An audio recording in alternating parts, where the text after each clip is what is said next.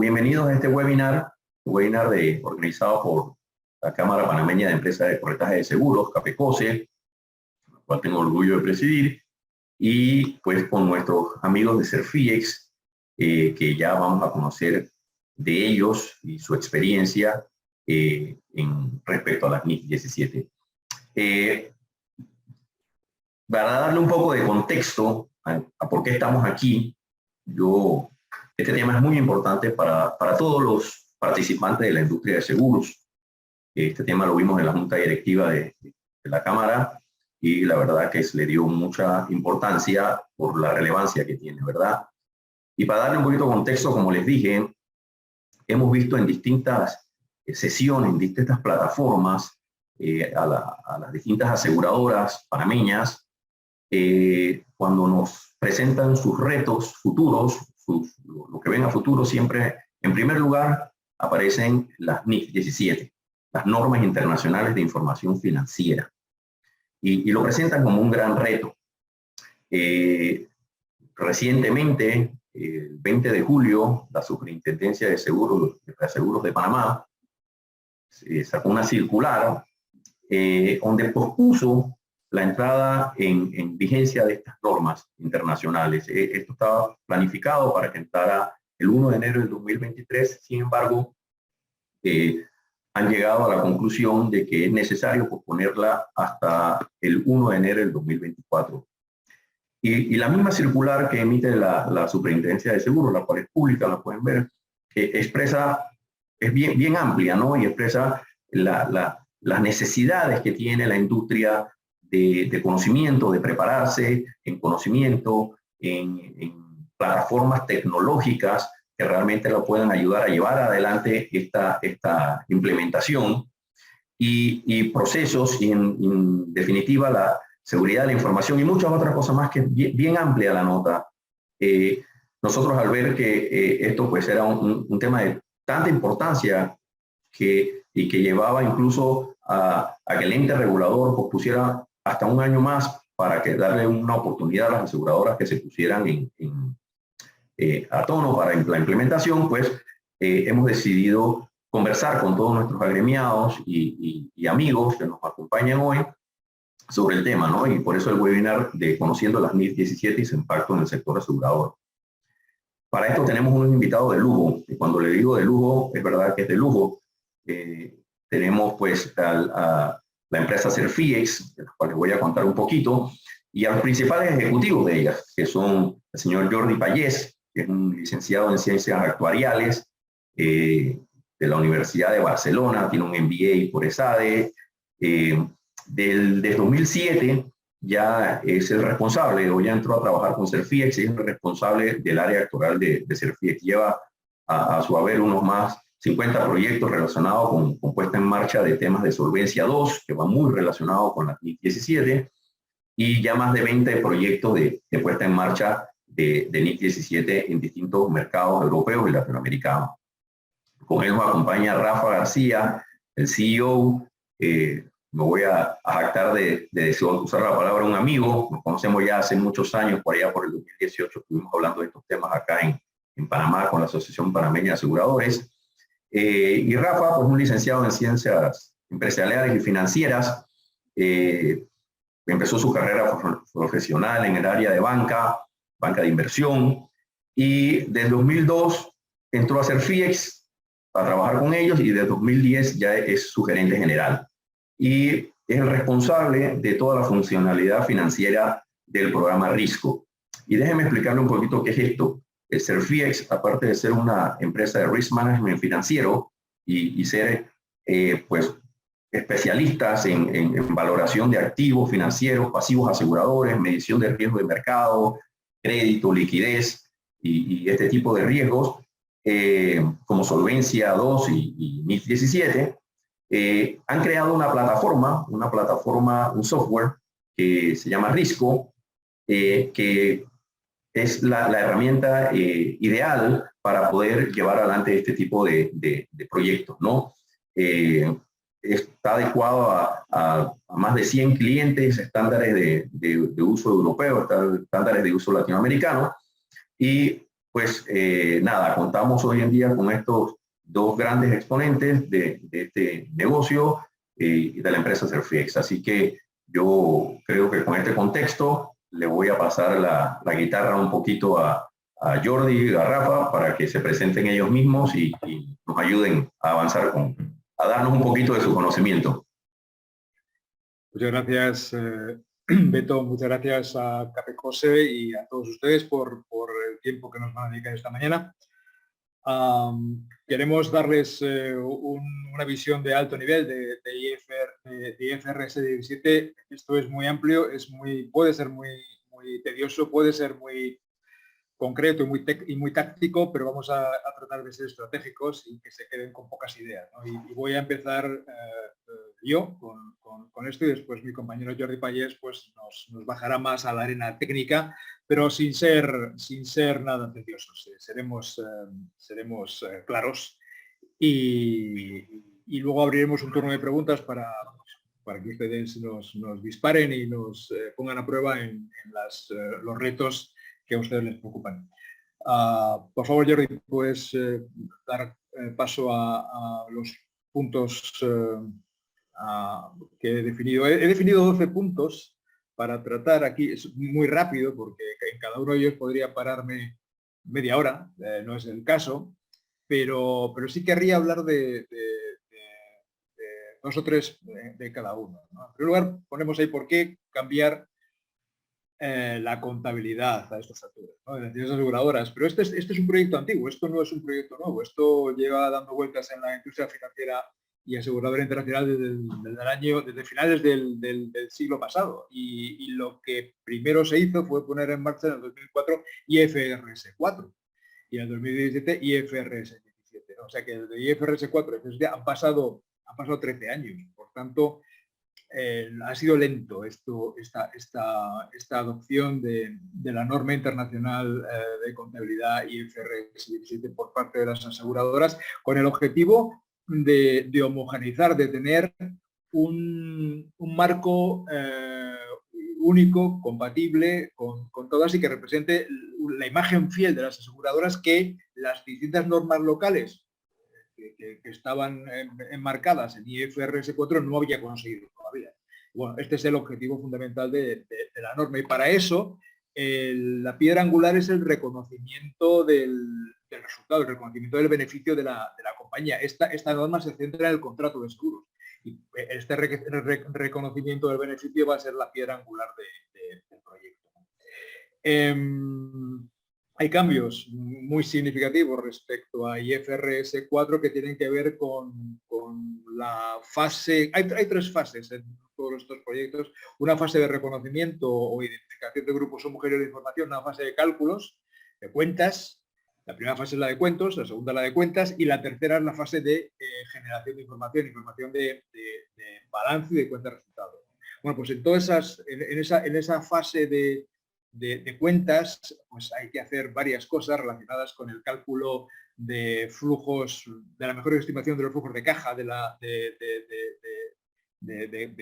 tengamos que pagar, ya sean de cola larga, productos de vida, como de cola carta, productos no generales, en los descuentos de los flujos que tendremos que hacer a una estructura temporal de tipos de interés, el cálculo de un colchón de seguridad, un margen de riesgo de seguridad adicional y por último el cálculo del CSM o el margen de servicio contractual, que sea alguna de las piezas claves. Son muchos temas técnicos, no quiero entrar en ellos, Jordi entrará un poquito en cada uno, muy poco, pero que sepan que hay cambios significativos que tendremos que ir abordando, ¿no? Y para eso hace falta formación.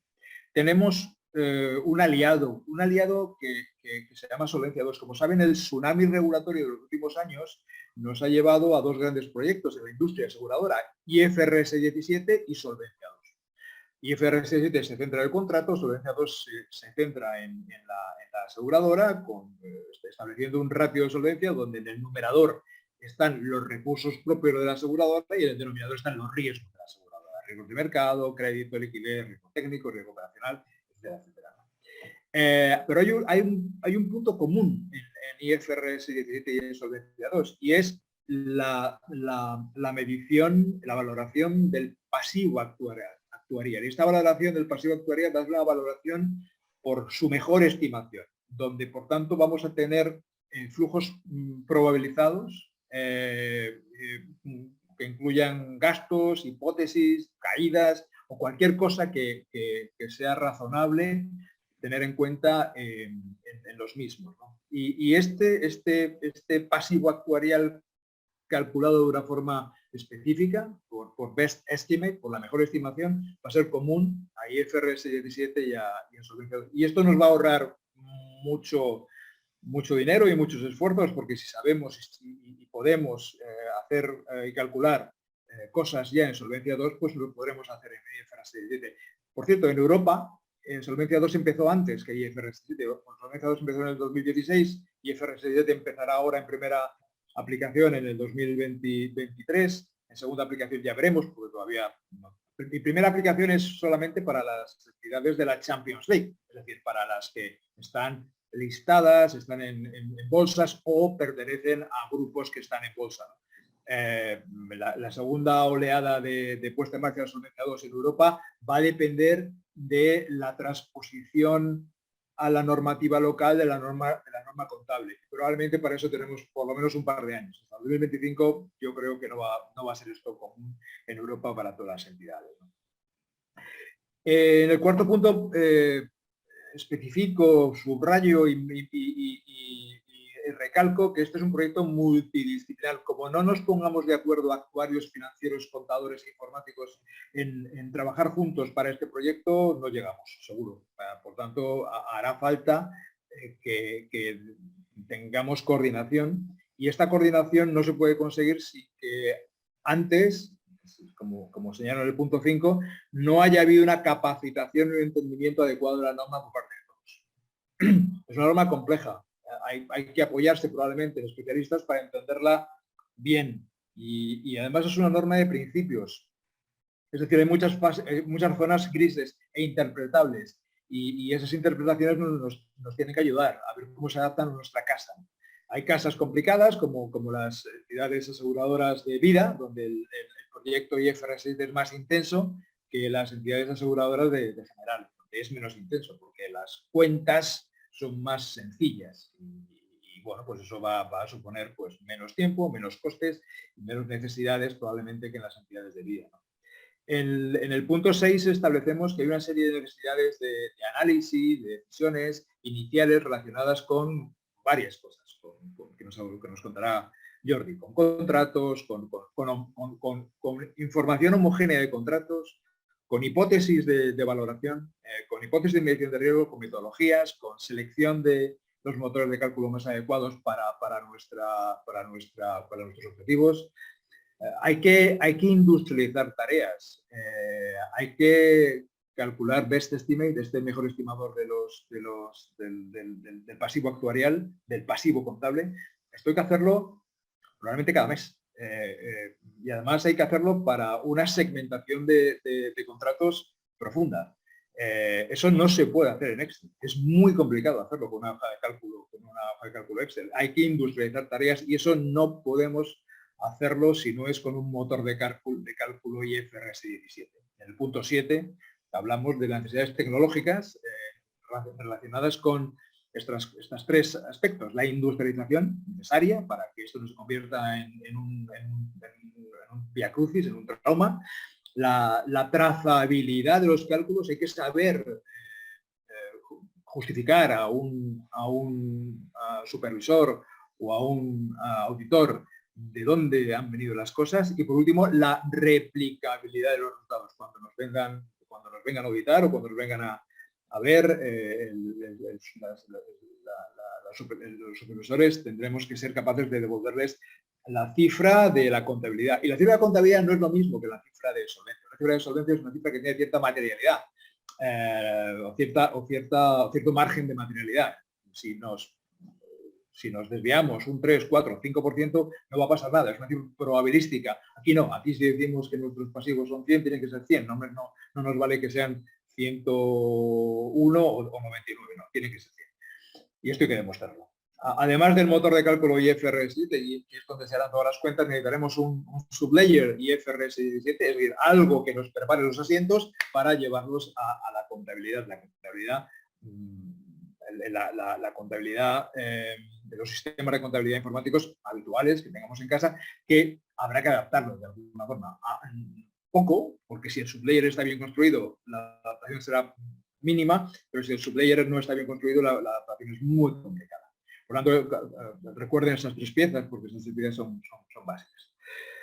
En el punto 8 hablamos de la necesidad de coordinar todo esto con un auditor. Al final, el auditor es quien nos va a aceptar el modelo de valoración, el modelo de medición de riesgos, el modelo de cálculo de CSM, todo lo que estamos calculando aquí en esta norma, ¿no? Por tanto, tenemos que tener su complicidad, y su complicidad supone pues compartir con él estas decisiones que he mencionado en el punto 6 relacionadas con contratos, con hipótesis, con metodologías, pues para que no haya incertidumbres en este proceso de puesta en marcha, ¿no? El proceso de puesta en marcha que en el punto 9 requiere tiempo y bueno, el proyecto IFRS 17 en Panamá entra en el 24, tenemos 1 año y 4 meses y es de mínimos. En entidades aseguradoras como Mafre o como Mutua o como Allianz o como, no sé, las gordas, las que nosotros conocemos, estamos viendo cosas, como Santander Seguros, llevan varios años, llevan 3 o 4 años con estos temas, ¿no? Afinando, perfeccionando, sumando, restando, multiplicando y haciendo todo esto de forma multidisciplinar con equipos especialistas y con mucha gente. Poner esto en marcha en 16, 18 meses es un reto exigente, muy, muy exigente, porque lo normal es que este tipo de proyectos lleven un par de años mínimo. No creo que en una primera fase tampoco el supervisor panameño vaya a ser absolutamente exigente con las entidades a partir del 24, de modo que habrá una forma de conciliar la contabilidad actual con la contabilidad nueva. Habrá un periodo de convivencia entre ambas cosas, porque, repito, de quitar la red el primer día puede ser un riesgo, ¿no? Riesgo para la industria que no podemos asumir. Es necesario, o creemos que es necesario, una coordinación por parte de una PMO, una oficina de proyecto, en este tipo de retos. Son retos de gestión de información, fundamentalmente, además de retos de conocimiento y técnica actuarial, pero fundamentalmente son retos de gestión de información, ya que requiere mucha información, muchos cálculos, muchas veces, y todo esto hay que coordinarlo, como les he dicho, entre actuarios, informáticos, financieros y contadores, ¿no? Y todo esto, si está coordinado por alguien dentro de la entidad que reparta juego, pues mucho mejor. Como es un proyecto que dura o que se extiende o que se va a extender en varios años, los presupuestos asociados al gasto para la puesta en marcha de este proyecto se podrán repartir en varios años. Ya les digo, muchas entidades, las que conocemos bien, llevan 3, 4 años con estos temas. Ustedes tienen menos tiempo, supongo que les darán árnica para poder extender esto un poco más, pero no son proyectos baratos. Estamos hablando de que el proyecto Solvencia 2, del cual podemos tener referencias en Europa, si los costes de las entidades europeas en Solvencia 2 eran de 100 en una entidad mediana, y no estoy diciendo 100 ni de $100.000 ni de 100 millones, sino 100, el coste de IFRS 17 probablemente se doble. ¿Por qué? Porque es más exigente desde el punto de vista de necesidades de industrialización de procesos y de conocimiento, con lo cual requiere gente especializada y requiere coordinación. Y por último, ¿por dónde empezar? Creo que lo primero es empezar por formación, por capacitación, por entender la norma y por la coordinación entre las distintas áreas para ver cómo se atacan poco a poco los proyectos. No es posible enfrentarse a IFRS 17 sin entender inicialmente IFRS 17 o que alguien nos apoye y que haya entendido ya IFRS 17 y nos ayude en los primeros pasos, ¿no? Los primeros pasos tienen mucho que ver con el reconocimiento de los contratos, como decíamos antes, con la homogeneización de grupos homogéneos, para a partir de ahí tomar decisiones relacionadas con cómo los valoramos, cómo los medimos, cómo los descontamos y cómo presentamos este reconocimiento de beneficio, reconocimiento de ingreso, que es la piedra angular del cambio, este CSM. Por último, todo esto hay que llevarlo a la contabilidad, por tanto tenemos que unir el motor de cálculo que genera los números con ese sublayer que genera los asientos y luego incorporarlo todo en contabilidad.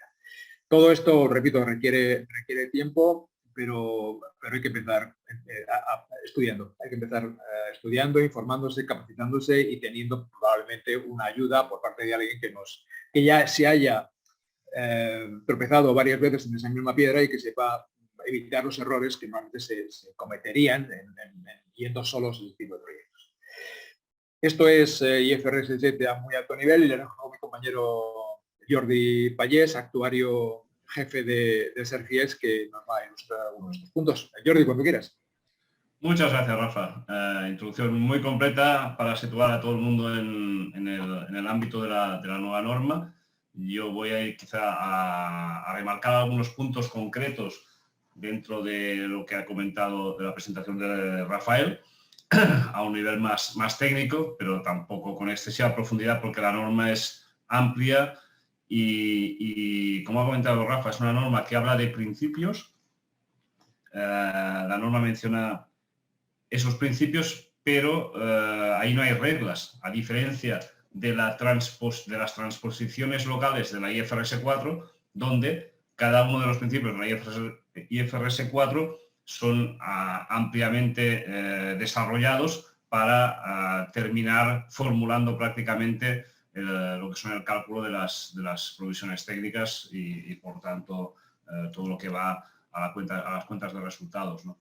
Entonces, ¿cuál era el problema básicamente de la NIF 4? Al final es una norma que permite diferentes variaciones a nivel nacional. Recordemos que los que estamos aquí quizá conocemos temas como el test de suficiencia de activos, inmunización de contratos.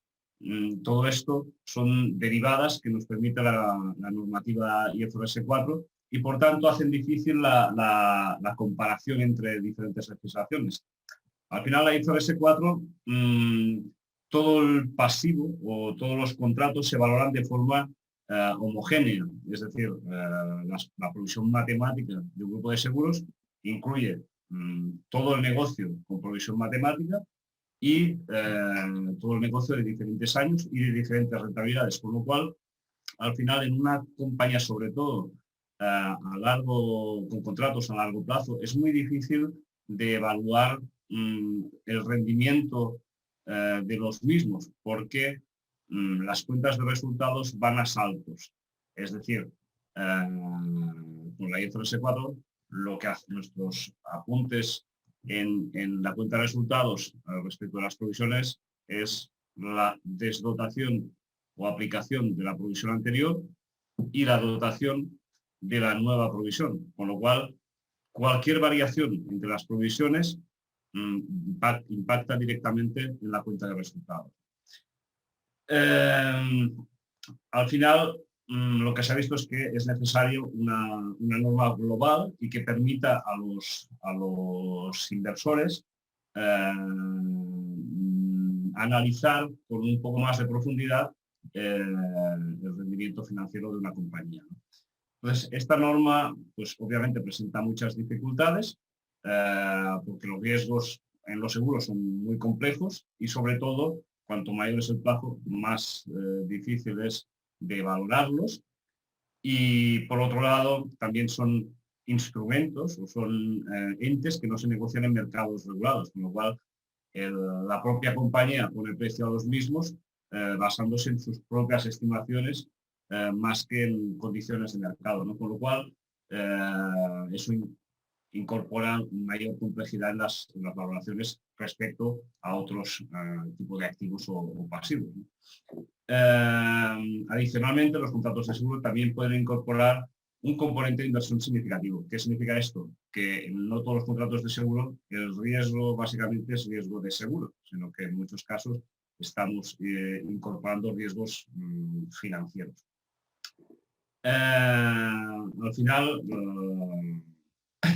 lo que se pretende es reflejar lo más fiel posible los contratos de seguros y es importante tener en cuenta que la NIC 17 aplica directamente a los contratos de seguro, a ninguna otra partida del balance. Es decir, dentro de una aseguradora, obviamente tenemos muchas partidas en el balance, activos y otros.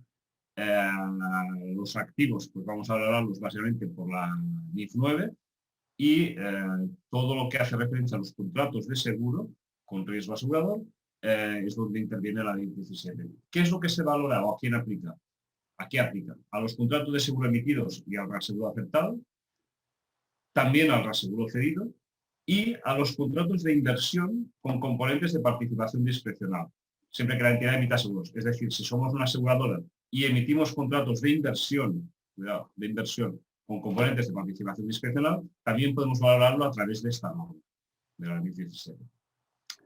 La entrada en vigor, como ha comentado Rafa, es enero de 2023, pero en cada legislación local esto se puede modificar. Obviamente esto es únicamente para las entidades cotizadas, emisoras de deuda o participadas de cotizadas, pero el resto del sector va a tener que esperar a la transposición de la norma mediante su legislador local, ¿no? En este caso en Paraguay pues, se ha retrasado el 2024, así como en otras legislaciones que también conocemos, por ejemplo en Colombia. ¿Cómo ve la norma un contrato de seguro? Un contrato de seguro es un tipo de pasivo que es la unión de un contrato de servicios y un contrato de componentes financieros. Y se reflejan en flujos de efectivo con una muy alta variabilidad durante un largo periodo de tiempo. Con lo cual, esta separación es importante, y ya veremos después por qué, pero el enfoque de la norma es, y esto lo voy a leer textualmente, medición actual de los cash flow futuros, es decir, valoración prospectiva, igual que la NIF 4, y reconocimiento de la ganancia, esto es significativo, a lo largo del periodo que se proporcionan los servicios bajo el contrato. Este reconocimiento de la ganancia, este CSM, es lo que se llama el Contract Service Margin. Es decir, cada contrato vamos a valorar su coste y la diferencia entre el coste y la prima es lo que nos va a generar este CSM en el momento inicial, ¿no? Es decir, en el reconocimiento inicial, como comentaba Rafa, vamos a valorar este contrato y si el contrato tiene un beneficio esperado, este lo vamos a reconocer como pasivo de forma inmediata. ¿Cómo vamos a llevarlo a la cuenta de resultados? Pues lo vamos a llevar a lo largo del periodo de maduración del contrato. Si un contrato tiene una vida de 20 años, pues este CSM lo vamos a ir reconociendo poco a poco durante esos 20 años en medida en que se proporcionen los servicios de seguro, afectos al contrato, lógicamente. Por otro lado, los resultados del servicio de seguro van a ir separados de los resultados financieros. La cuenta de resultados va a ser doble. Tendremos una cuenta de resultados de seguro y otra de la parte, vamos a llamar, financiera del mismo. Y por otro lado, podemos elegir una política contable a nivel de cartera que nos permite reconocer los ingresos o gastos financieros dentro del resultado del periodo, o tenemos la opción de algunos de estos ingresos o gastos llevarlos a OCI, a otro resultado integral, o ORI, de forma que no nos afecten en el mismo ejercicio en la cuenta de resultados. Los principios clave, y estos están en la propia norma, son los siguientes. Es el esquema que vamos a seguir en cualquier implementación. Uno, identificar qué es riesgo de seguro, qué contratos tienen riesgo de seguro. Es decir, habrá contratos que emitan las aseguradoras que no van a ir por la NIF 17. Por ejemplo, contratos con componente insignificante de seguro y alto componente financiero. Estos van a ir por otra norma, por ejemplo, la NIF 9, pero no por la IFRS 17. Con lo cual, hay que ver qué va a entrar y qué no. Separaremos los derivados que contenga el propio contrato y únicamente nos vamos a quedar con la parte aseguradora. Dividiremos esos contratos en grupos que nos generarán las unidades de cuenta. Esto sí que es significativo. Vamos a segmentar nuestra cartera de seguros en carteras homogéneas, carteras, vida a largo plazo, vida a corto plazo, seguros de autos. Dentro de cada cartera, en cohortes anuales, es decir, con lo cual si tenemos autos, bueno, vamos a tener autos de diferentes años. Aquí es más complicado porque en general son temporales anuales renovables, pero en vida esto va a afectar mucho porque vamos a tener muchas segmentaciones. Y dentro de cada cohorte por nivel de onerosidad. Contratos que nos generan beneficio esperado, contratos que nos generan pérdida esperada y los que están en zona gris. Y esto los vamos a reconocer como valor actual de flujos y el margen de servicio contractual. Esto, margen de servicio contractual, lo valoramos en el momento inicial. Y a partir de ahí vamos a ir ajustándolo. Por tanto, en el reconocimiento posterior, la ganancia, vamos a ir moviendo ese CSM y liberando parte de él, que es lo que nos va a ir al resultado del periodo. Y el resto del CSM lo vamos a conservar como una especie de colchón.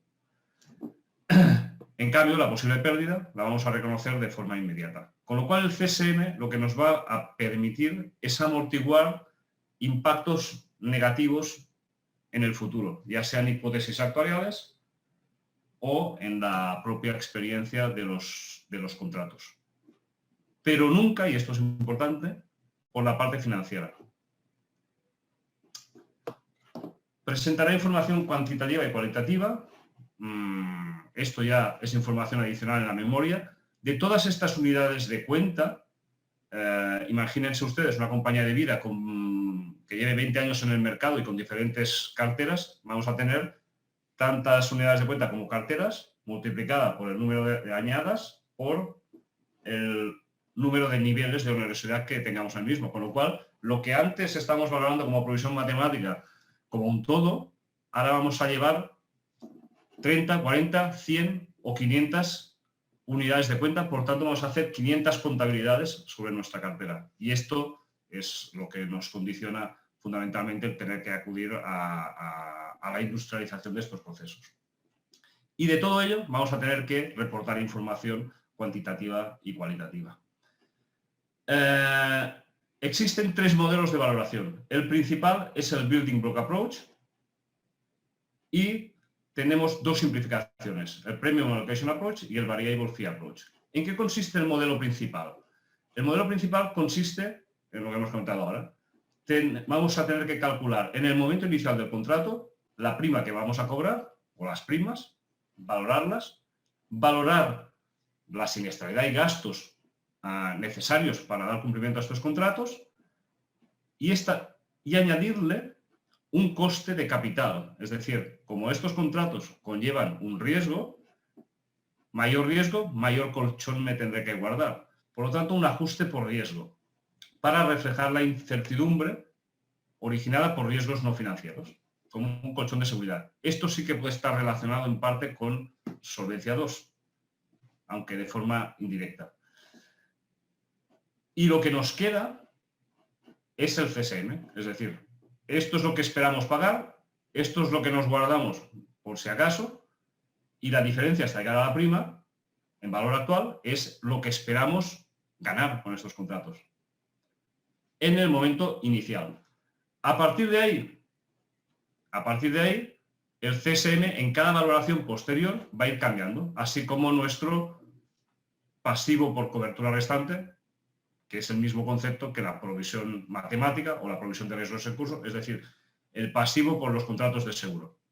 Esto, en cada valoración posterior, vamos a tener que analizar qué nos viene por el nuevo negocio, cuál es la capitalización, el coste de este pasivo, los cambios que se producen por variaciones en experiencia o en hipótesis, y si a esto le restamos los servicios prestados durante el periodo, vamos a llegar al pasivo por cobertura restante final. Con la contabilidad actual, lo que hacíamos era, a cierre de ejercicio, calculábamos el pasivo final y eliminábamos el pasivo inicial. La diferencia iba a cuenta de resultados.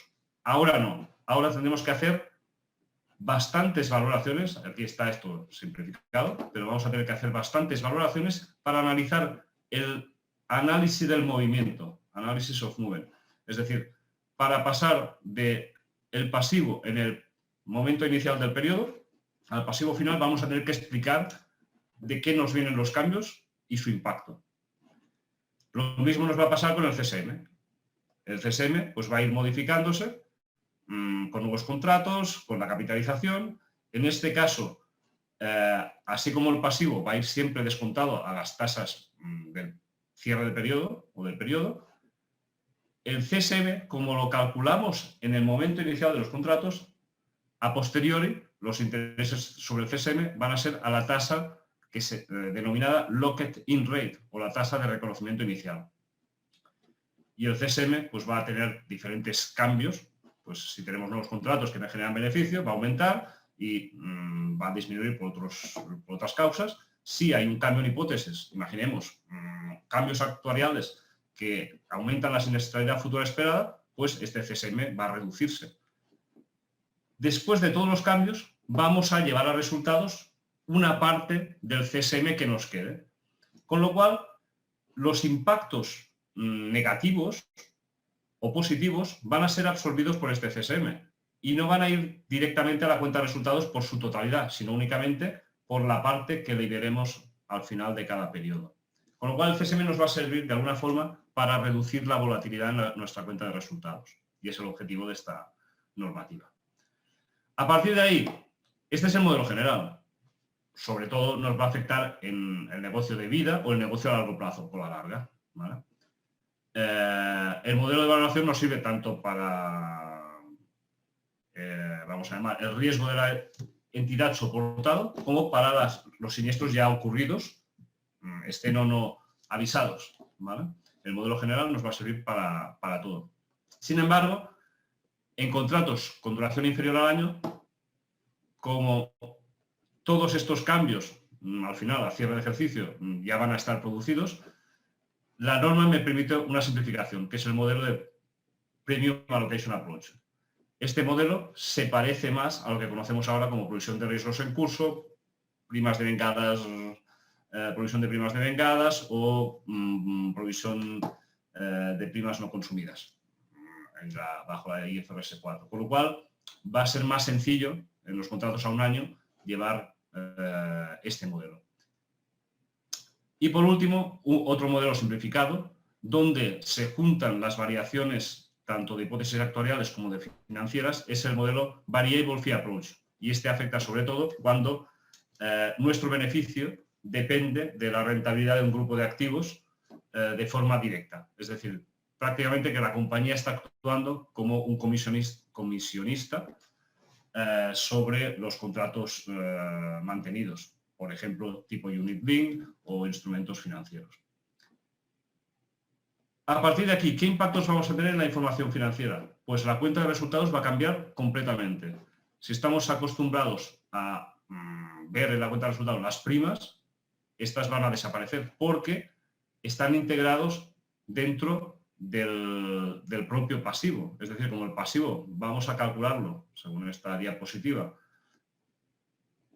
como la diferencia, o mejor dicho, el coste de mi pasivo, que va a ser la suma de esta diferencia, el valor actual de los flujos de caja, más el ajuste por riesgo, más el CSM,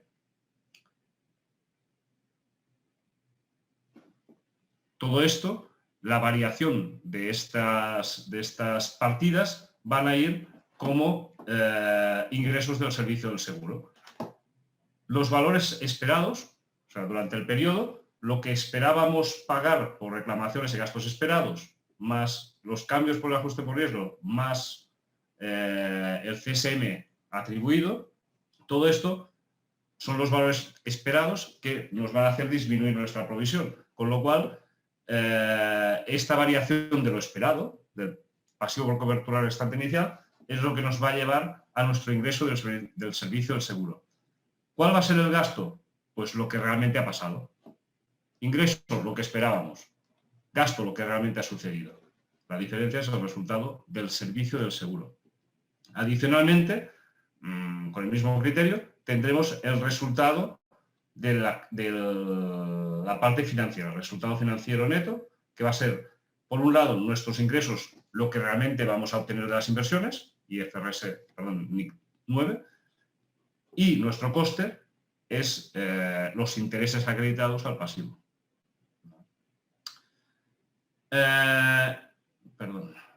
Esto sería el gran cambio en la cuenta de resultados. En nuestro balance, pues las partidas de balance de provisiones técnicas, ya sean de reaseguro en nuestro activo, como de directo en nuestro pasivo, van a cambiar. Donde antes teníamos provisión matemática, provisión de riesgos en curso, etc., etc., etc., ahora vamos a tener pasivo por cobertura restante para cuando aún no ha habido siniestro, o pasivo por reclamaciones incurridas cuando el siniestro se ha producido. Adicionalmente, se va a producir un evento seguro, que es la reserva de primera aplicación. En el momento de transitar, es decir, en el momento del cambio de la NIF 4 a la NIF 17, vamos a valorar la diferencia que se produce entre ambas. Y esa diferencia nos va a ir a esa reserva de primera aplicación. Por tanto, esa reserva de primera aplicación, cuyo valor puede ser positivo o negativo, es el primer impacto que vamos a tener al aplicar por primera vez la norma. Y nuestro ORI o OCI pues se va a ver afectado en función de las políticas contables que adoptemos, si vamos a ir por la vía OCI o no. Aquí hay dos ejemplos de impacto de la información financiera. El impacto de la primera aplicación, pues si hay diferencia entre los valores nuevos de la IFRS y de la IFRS 4, pues el impacto va a ir a patrimonio neto. En un caso en positivo y el otro en negativo. No voy a entrar aquí. Los retos de la NIF 17 ya los ha comentado Rafa.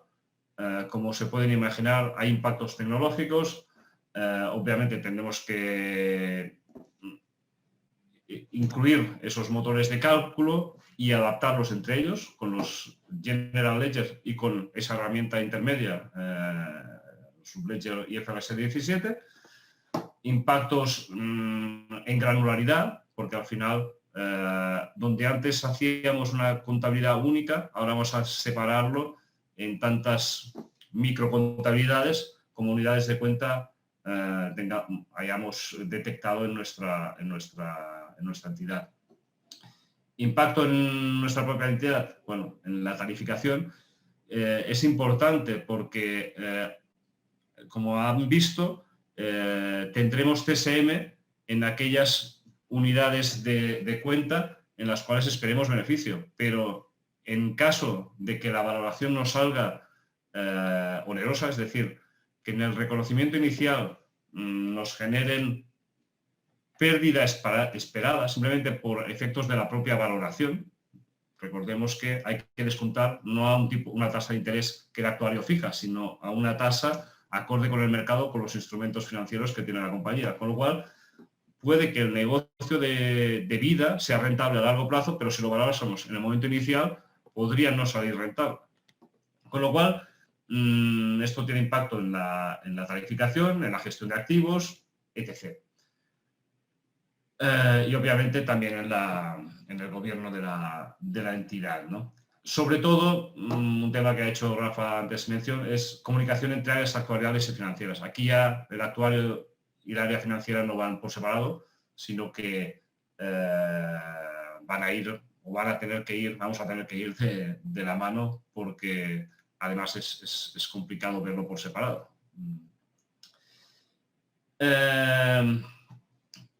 Las fases de un proyecto.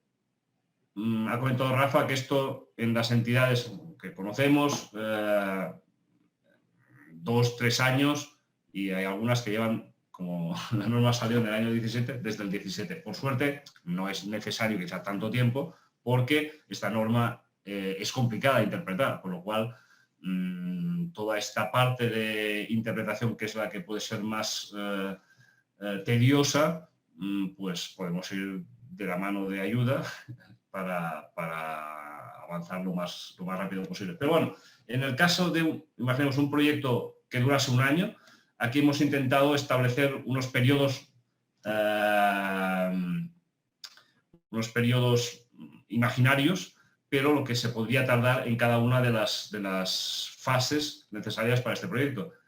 La definición de nuestros modelos de cálculo, de nuestros grupos de contables, de qué es lo que entra y lo que no. Toda esta primera parte de definición es tediosa y podríamos decir que la podemos hacer en los 2 primeros meses. La modelización actuarial, pues aquí ya depende de la complejidad que exista, pero es una parte fundamental aquí, porque recordemos que vamos a hacer muchísimas valoraciones en cada periodo. Si esto no está fino, es imposible, y es imposible hacerlo de forma manual, lógicamente. Tercer lugar vendría el balance de apertura o la transición, vamos a decir, el balance de transición, posteriormente la configuración del subledger, es decir, todo lo que alimenta los motores actuariales, cómo se crean esas unidades de cuenta y cómo vamos a llevar esas N contabilidades, creación de datamart, los sistemas de la propia compañía, adaptación del General Ledger o de la contabilidad a la información o asientos que nos salgan del subledger IFRS 17 y la integración de todo. Y, por supuesto, la formación básica. Aquí hemos puesto un pequeño esquema de arquitectura de sistemas. Sistemas fuente, los propios de la compañía. Sistemas actuariales, herramientas actuariales, como la que Selfiex tenemos, pero también otras. Y sistemas contables, toda esta información de flujos de caja, de diferentes unidades, etcétera, etcétera, tiene que ir a algún ente, a este subledger, el cual va a medir esa evolución del CSM, no calcularlo en el inicio, porque esto solo se puede hacer con una herramienta actuarial, pero sí su evolución en base a magnitudes que vayan alimentando los sistemas actuariales y generando esos apuntes contables para llevarlos finalmente al General Ledger. En cualquier caso, hay muchas hipótesis que tienen que entrar también en estos modelos, como las curvas de descuento, los gastos atribuibles a los contratos, el modelo de ajuste por riesgo, es decir, este ajuste por riesgo, es posible que lo liguemos de alguna forma con los cálculos de solvencia 2, con lo cual gran parte de los inputs o de las hipótesis va a venir de otros sistemas. Por último, conclusiones. La NIF 17 es un estándar de información para contratos de seguros, perfecto.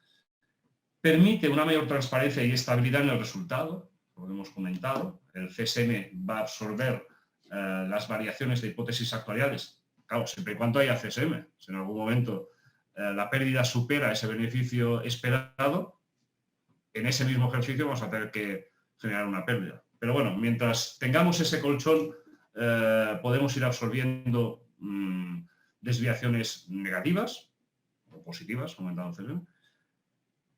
Para hipótesis actuariales. Para la variación de hipótesis financieras, es decir, nosotros vendemos con unas tasas en origen. Si esas cambian, tenemos la opción de llevarlo a otro resultado integral, las variaciones de las curvas de descuento. No tienen por qué ir a resultados de forma directa. Con lo cual, esto son ventajas para la compañía. En cualquier caso, para ello necesitamos cambios significativos en todos los niveles. Va a existir un impacto inicial en patrimonio neto, puede ser positivo, puede ser negativo.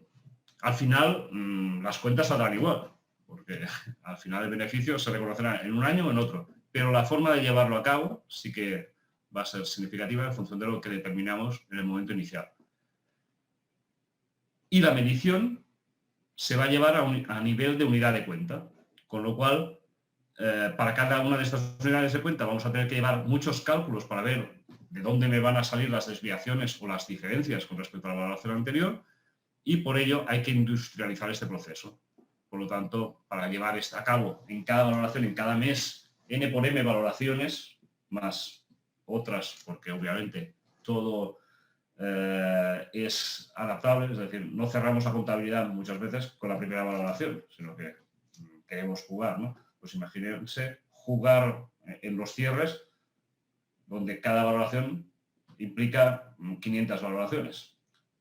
N unidades de cuenta, recordemos, carteras, multiplicado por años, multiplicado por niveles de universidad, nos pueden salir 300 o 400 grupos, de los cuales tenemos que hacer 10 o 12 o 7 o 8 valoraciones de cada uno de ellos, por lo tanto, 500 o 600 valoraciones en un cierre. Imagínense. Por lo tanto, sobre todo, yo empezaría por industrializar esa parte. Bien, he hecho un repaso rápido, espero no haberme extendido y ahora cedo la palabra de nuevo a Beto. Oye, gracias Jordi, gracias Rafa, creo que ha quedado evidenciado porque, como dije al inicio, las aseguradoras lo ven como un gran reto a futuro, ¿no? Definitivamente tienen tareas por delante, y tareas complejas y tareas que, como bien dijeron ambos, debe iniciarse por el entendimiento, por comprender de qué trata esto, dominarlo y seguramente a partir de ahí saber dónde están parados en este momento y lo que necesitan, la hoja de ruta, como dijo Jordi, para llegar allá, ¿no? Y obviamente apoyarse en toda la, no solamente en el conocimiento, sino en las herramientas tecnológicas que van a requerir. Tengo unas preguntas que me han llegado por acá por el directo, un poco más estratégicas o un poco más para entender un poco el impacto, que no sé si prefieren que se la haga, son 4, no sé si prefieren que se la haga las 4 al mismo tiempo y lo van contestando una a una. Entiendo que van bastante relacionadas, ¿no? Pero me preguntan acá si consideran ustedes que la implementación de la norma del NIF 17 de alguna forma va a garantizar la solidez financiera o garantizar a los asegurados. O sea, a ver si la implementación de esta norma va a hacer que las compañías se muestren más solventes o más preparadas para afrontar retos a futuro respecto de sus obligaciones con los asegurados. Yo creo, es decir... No te escucho, Jordi. Ah, perdón. ¿Ahora sí? Sí. Vale. La encargada, en principio... Yo no sé si usted lo está escuchando, yo no lo escucho. ¿Me escuchas? Sí, yo sí te escucho. ¿Me escuchas, Beto, a mí? Contesto, Beto. No le escucho a ambas. Rafa, tampoco te escuché. Recién vi que hablaste, pero no te escuché. Por favor, los demás no se están escuchando. Sí se escuchan bien. Ok, vale. ¿Ustedes me escuchan? Seguimos. Es prueba de Beto. Ok, en principio el encargado de la solvencia sería la normativa de solvencia 2, que es la que nos va a, de alguna forma, a explicitar, nos obliga a explicitar nuestro nivel de solvencia, ¿no? En cualquier caso, como la IFRS 17, la NIF 17, se alinea en parte con solvencia 2, porque nos obliga a medir a precios de mercado y a medir esos ajustes por riesgo que tienen que estar relacionados con los riesgos que estamos asumiendo, y por otro lado nos obliga a valoración prospectiva. Pues sí, yo creo que de forma directa o indirecta la solidez financiera va a mejorar, aunque la NIF 17 no es su objetivo. Apuntando lo que dices, si todo esto al final trata de conseguir una imagen más fiel de la aseguradora, bienvenido sea. Es muy probable para que las empresas de vida o las empresas con seguros de cola larga, el patrimonio neto se puede reducir con respecto al actual? Lamentablemente no lo estoy escuchando a ninguno. Me disculpas, pero no escuché absolutamente nada de lo que... ¿Ustedes me escuchan a mí? Sí. Algo ha pasado aquí, que no escucho a nadie. Se escucha, Sí, sí. se escucha, sí se escucha. Sí te escuchamos, Beto. Gracias, Andrea, que me puso que sí me escucha. No logro entender por qué no escuché la respuesta, pero bueno, me avisan si finalizaron la respuesta para seguir con la siguiente. La otra pregunta que tenía aquí tenía que ver con si consideran que esto va a obligar a las compañías, le va a demandar recursos financieros a la compañía, capitalización y este tipo de cosas.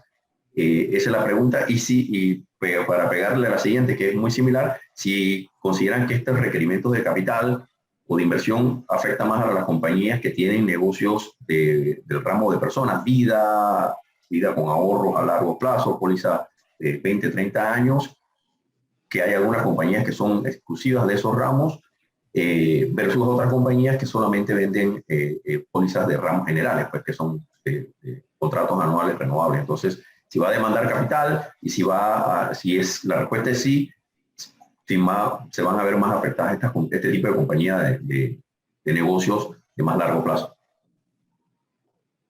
De nuevo, volviendo a lo que mencionaba Jordi, esta norma no es una norma que hable de la solvencia, y la norma de solvencia es la que requiere recursos propios adicionales y la solvencia, si el ratio de solvencia no llega a 100. Recuerden que solvencia 2 se materializa en un ratio de solvencia donde en el numerador están los recursos propios de la entidad y en el denominador están los riesgos que asume la entidad, riesgos financieros, riesgos actuariales, riesgos operacionales, los riesgos que tenga la entidad, ¿no?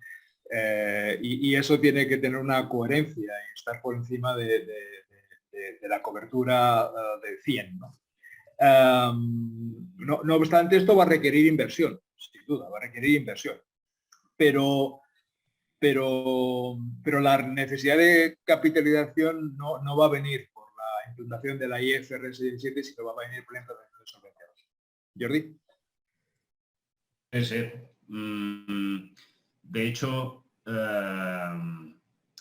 ahí de alguna forma se alinean ambas normativas. En cualquier caso, con la NIC 17, esa reserva de primera aplicación, claro, el problema sería que nos generase fondos propios negativos.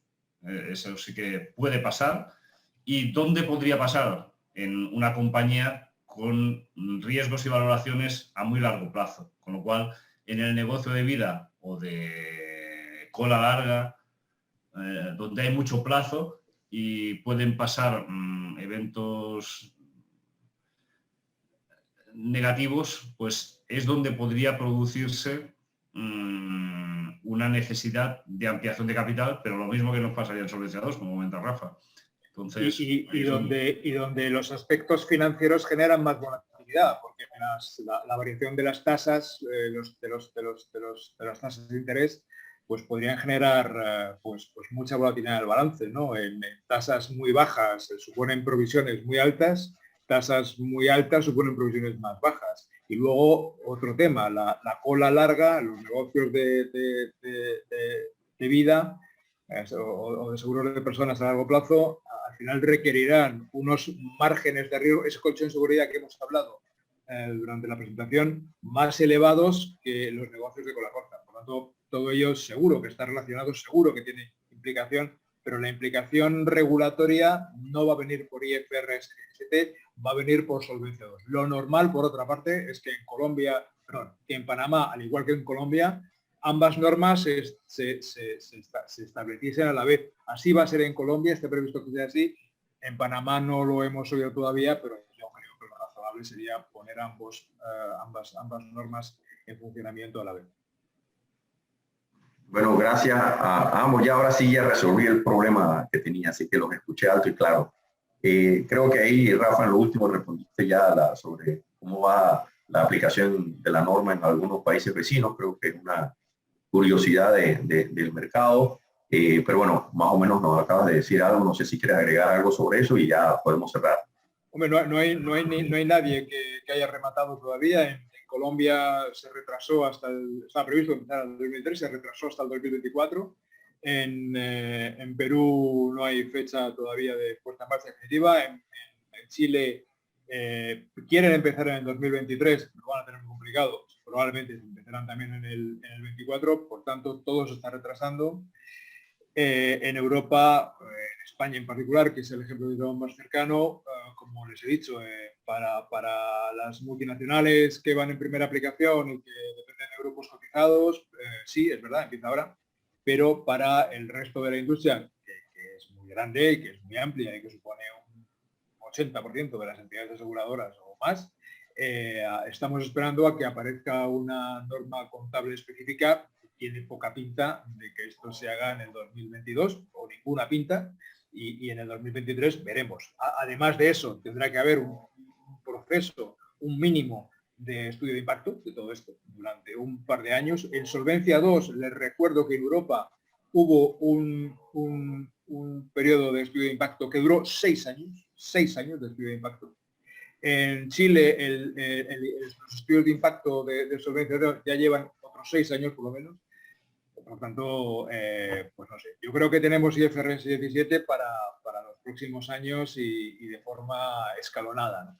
Pero creo que estamos condenados a ello, porque es la única forma de conseguir una imagen fiel y homogénea de las entidades aseguradoras, que por otra parte se la ha demandado al final por el usuario del seguro y por el inversor final.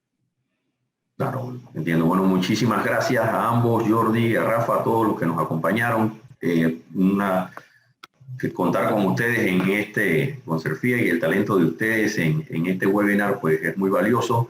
Y bueno, quiero dar un agradecimiento en nombre de la Cámara Panameña de Empresas de Corretaje de Seguros, el mío personal, y muchísimas gracias por darnos algo de luces y de conocimiento sobre este gran reto.